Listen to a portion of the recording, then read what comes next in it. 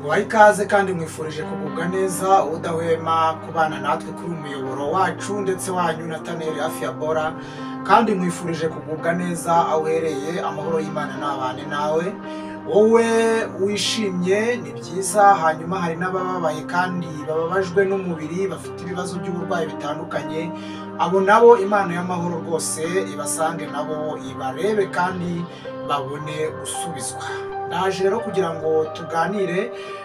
Muri komenti hari umuntu watwandikiye adusaba ko twazamubwira impamvu umuntu agira ibyuya binuka, cyane cyane ibyuya byo mu kwaha. Abantu bakunda kugira ibyuya byo mu kwaha cyangwa se ibyuya muri rusange, ukumva icyuya ntabwo gifite impumuro nziza, biramujena aho agenda cyangwa se abantu babana, ugasanga mu by'ukuri ni ikintu cyamaze kumujena, kigatuma muri we yumva ko rwose atameze neza kubera iyo mpamvu. Rero naje kugira ngo tubiganireho, ndagira ngo tumenye impamvu. Ese ni iyihe mpamvu ituma ibyuya binuka? Ese ni iki twakora? Ni uwuhe muti twakoresha kugira ngo mu by'ukuri dukureho ikibazo cyangwa se uburwayi? Twabifata ndetse nk'uburwayi bwo kunuka mu kwaha, cyangwa se kugira impumuro mbi cyangwa se impumuro itahumura neza mu kwaha ndetse n'ibyuya muri rusange. Dutangirana iyi video rero, kandi ufite amahirwe cyane rwose wowe wakoze subscribe, kuko yicano tuzajya tuyinyuzaho, cyangwa se n'ubundi dusanzwe tuyinyuzaho ibiganiro byubaka by'ubuzima, bigufasha kugira ibyo umenya mu buryo bwo kwiyitaho mu buzima. Ukamenya ngo ese ndiye ibiryo byamarira iki, ukamenya ese nyweye byamarira iki, ibyo unyweye ukamenya ngo biramfasha iki mu mubiri, ibyo uriye ukamenya ngo biramfasha iki mu mubiri. Hanyuma ukagenda wunguka n'andi mabanga atandukanye abandi bantu bagiye bazi, ariko wowe ugasanga ntabwo yazi. Reba aho hasi rero ukore subscribe, hanyuma numara gukora subscribe iyo video nuba wayikunze, urareba aho hantu hari akantu k'akaganza kameze gutya, ubwo ni like, hanyuma nayo uyikoreho, biratugaragariza ko rwose video wayikunze. Hanyuma nurangiza uranatwandikira muri komenti utugezaho ibibazo ibyo byose bitandukanye bivuga ku buzima. Ibyo nta kibazo, uratubaza rwose utwandikiye. Hanyuma nurangiza urareba niba hari n'ikibazo cyangwa se icyifuzo. Icyifuzo, niba hari n'icyifuzo ufite watugezaho, ushobora kutubwira uti ndabona byajya bigenda gutya, mwajya mutukorera kuri ibi ngibi rwose. N'ubundi nk'uko akenshi dukunze kuza, nta muntu ujya ubaza ikibazo muri komenti ngo mbure guhita tugisubiza. N'uyu nguyu rero wabajije rwose avuga ati muzatubwire imiti twajya twifashisha ku bantu bafite cyangwa se bakunda kugira icyuya kidahumura neza cyangwa icyuya kinuka by'umwihariko mu kwaha. Nguhaye ikaze rero, kandi n'ubundi nizera ko tubana kugeza ku musozo w'iyi video, kugira ngo ubashe kuba usobanukirwa n'iki kibazo gikunze kuba kitera ipfunwe abantu benshi cyane, kubera iki kibazo cyo kugira ibyuya binuka cyane by'umwihariko mu kwaha. Ndagira ngo rero mu by'ukuri nk'uko dutangiranye ube uri hafi kandi tuze gusozanya, nibwo uragira icyo wunguka muri iyi video.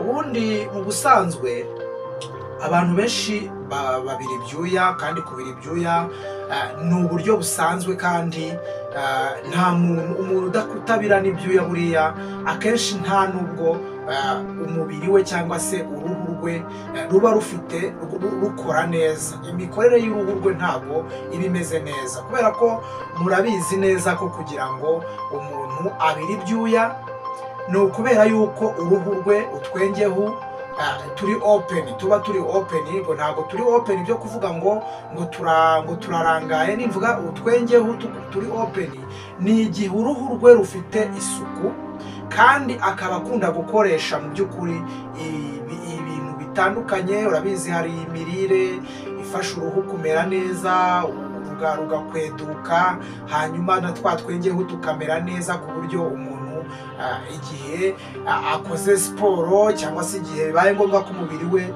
usekereta biriya byuya, bikaba ngombwa ko bya byuya bihita bisohoka mu buryo bwihuse. Rero n'ubundi abantu bakwiye kubira ibyuya kuko nabyo ni byiza, ariko se ibyo byuya ubira bimeze biti? Ntabwo biri guhumura nabi?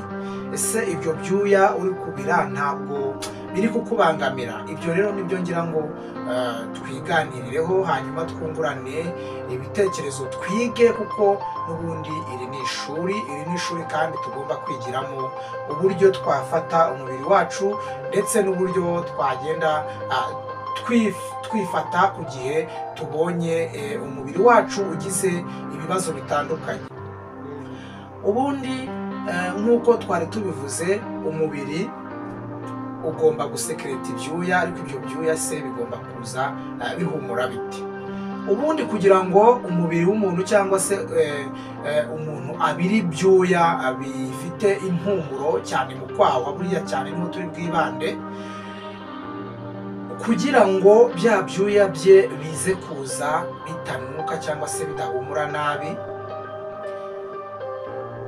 haba habaye ikintu twavuga nka mu byuya. Ubundi buriya mu byuya habamo amabagiteri, rero ya mabagiteri yabaye menshi cyane atuma ibyuya bidahumura neza. Hanyuma rero za bagiteri iyo zibaye nyinshi nyine, bya byuya bisohoka bifite impumuro itari nziza. Izo bagiteri rero bisaba ngo ukoreshe imiti itandukanye ari nayo nshaka ko tuvuga. Ese waba mu by'ukuri ufite ikibazo cy'uko ujya ubona ibyuya bikubangamiye bikanuka cyane? Hari n'abantu bajya bagira ikibazo cyo kugira mu kwaha hahindutse, ugasanga nyine habaye umukara ariko urundi ruhu rusa neza, ugasanga nyine mu kwaha habaye umukara ariko urundi ruhu rusa neza. Abo nabo muraza kuba mwasubizwa n'ubundi uwo muti ngiye kubabwira, nawo wagufasha mu kwaha naho hagahinduka hagasa neza. Nabyo biba byatewe n'iki? N'ubundi biba byatewe n'uko za bagiteri zabaye nyinshi, hanyuma imyanda, ngo tuvuga ko ibyuya n'ubundi ari imyanda, hanyuma ya myanda igasohoka mu by'ukuri itanafite ibara rizima, hanyuma mu kwaha ugasanga hatangiye guhinduka kandi bikaba byanakubangamira cyane. Ubwo rero nawe uraza kuba usubizwa. Rero niba ufite icyo kibazo, hari abantu bibangamira cyane, yakwambara ishati ugasanga rwose ikizinga cyabaye kinini cyane mu kwaha, hanyuma ariko mu by'ukuri ntabwo bisobanuye yuko ari bibi kuba wabira ibyuya muri ubwo buryo, ishati wenda bikanagaragara, kuko mu busanzwe nyine umubiri ugomba gusekereta ibyo byuya, ariko icyo ntabwo ari cyo kibazo. Ariko ahubwo ugasanga nyine biri kumujena, biri kunuka, icyuya cyagize impumuro nyine itari nziza. Abantu benshi rero usanga bamwe bagiye bakoresha aya maparufe, amadodora, mu buryo bwo kugira ngo barwanye iyo mpumuro itari nziza. Ariko rero ndagira ngo twifashishe uyu muti uri natirere, hanyuma uzagufashe ndetse ntuzigere uhura n'ikibazo ku bijyanye n'iki kibazo cyo kunuka mu kwaha cyangwa se kugira impumuro itari nziza mu kwaha.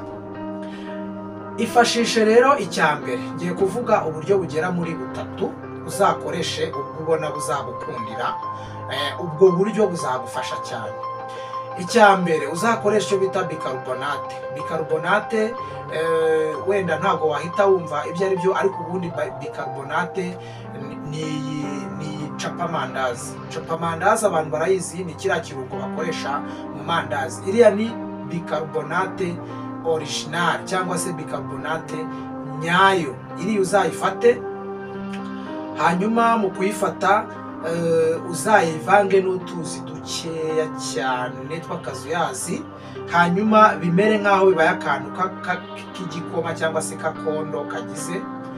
Hanyuma nurangiza ugafate n'ubundi uzabikore kabiri mu cyumweru cyangwa gatatu, uzabikore nibura gatatu mu cyumweru.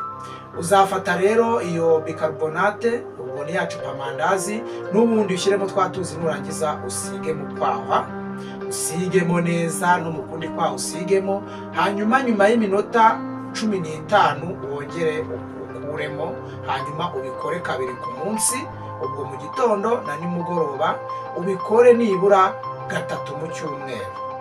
Uzasubizwa vuba cyane. Nutabona iyo bicarbonate uzifashisha indimu. Indimu rero yo ubundi akenshi yo inagabanya zira bagiteri zitera kuba umuntu yagira kiriya kibazo cyo kunuka mu kwaha.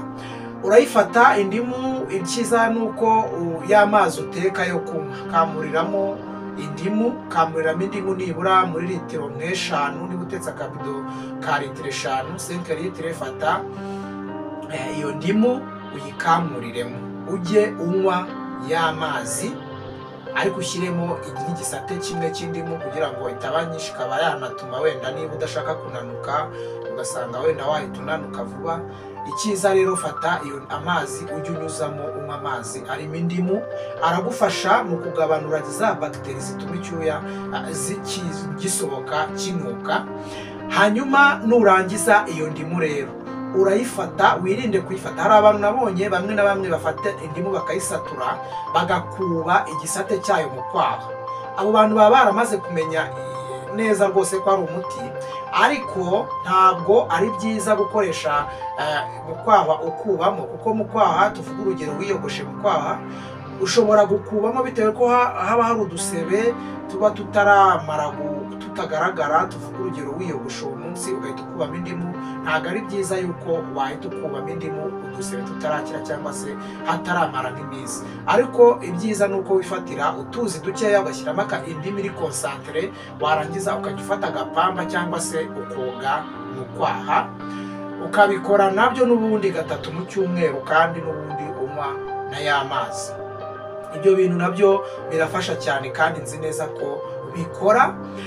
Icya gatatu, wakwifashisha icyo bita vinegre. Vinegre abantu murayizi rwose. Vinegre wayifata nayo ukajya ukoresha vinegre, ukayivanga n'utuzi dukeya, nibura duke cyane nyine ukurikije uko ugiye kusigamo umuti. Ntabwo bivuze ngo wafata nyinshi cyane. Hanyuma ukavanga na vinegre nibura nk'agafuniko ka rya cupa rya vinegre, ukakavanga nibura nko mu dufuniko nka 4 tw'amazi, warangiza ugahanaguza mu kwaha cyane. Burya biba byiza iyo ubikoze mu gihe wari umaze kubira ibyuya, hanyuma ugahita ubikora muri ubwo buryo. Uwo ni umuti mwiza cyane rero. Ubwo buryo 3 muzabukoreshe, bizabafasha. Ku bantu bari bambashije icyo kibazo, nizere ko mushubijwe. Hanyuma reba aho hasi ukore subscribe, nurangiza usangize n'iyi video, ngo ni share inshuti zawe muri groupe ya WhatsApp cyangwa se no kuri stati zawe za WhatsApp. Ikindi ushobora no kutwandikira muri comment nawe ukatubaza icyo wumva twagufasha cyangwa se icyifuzo cyawe. Ibyo byose biba bikenewe. Reba aho hari akaganza kameze gutya, ukore kuri like kuko bitugaragariza ko wakunze video yacu. Ndabakunda cyane, Imana ibahe umugisha.